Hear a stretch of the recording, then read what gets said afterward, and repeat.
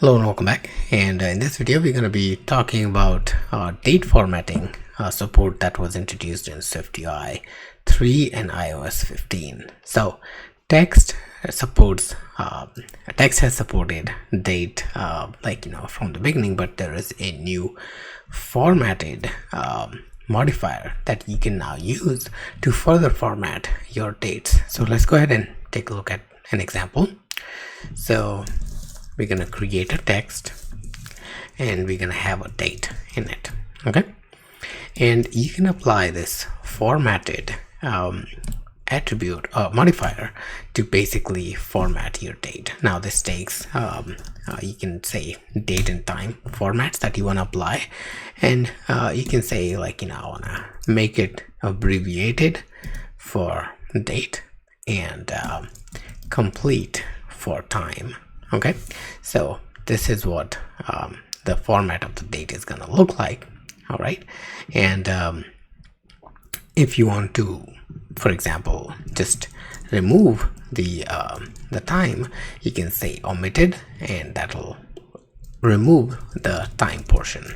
You have shorthand, which is actually going to show you the shorthand version of the time, or you can actually fall back on standard time, which is the standard display of time. Now similarly for date, you have a complete date format. So basically it's gonna print out the complete date.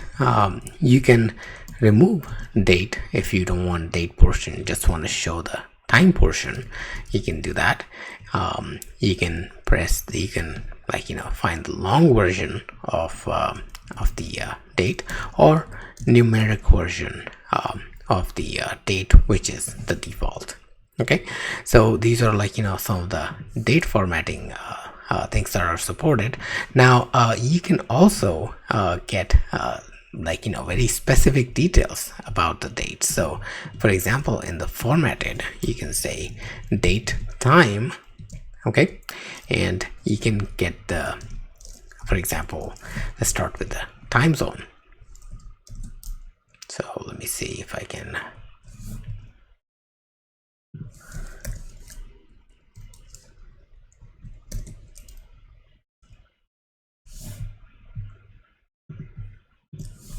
all right, okay, yeah, I missed this guy. Okay, so let's try it again, and there we go. So you can get the time zone for the date. You can get week for the date, which week you're running in. You can get maybe weekday,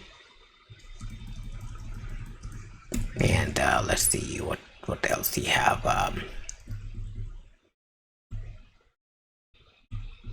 You have the day that you can get, which day of the week it is. Yeah, so you can have weekday with format. So basically say 1-digit weekday, or you can actually make it 2-digit. You can make it abbreviated Saturday, that's what it's printing, or you can make it wide to print the entire thing. Okay, so so you can actually get even for day, for example, if you have a day that takes certain parameters, for example, you can have ordinal of day and month. Okay, and you can get default digits for the day, it's the 6th day, and kind of like that. So basically there are a few more properties like Julian modified day property and stuff like that. But yeah, there's a lot more control that you can get. You can even print the entire month that's supported, localized according to your locale into this by formatting it. So simply say date time dot day dot month and year, and what you get. Okay, there's one extra. All right, so what you get is your date printed. Now you can say like, I want to print out the whole month. All right, and I just want to have like, two digits for the year. And notice like, that this is we are printing day, month and year, but it's printing month, day and year. So this is what I was telling you, that it actually considers the locale. So in your locale, like, if it's MMDDYY, that's what it's gonna print. So this all is localized according to your locale. Now similar things go in the in case of time. So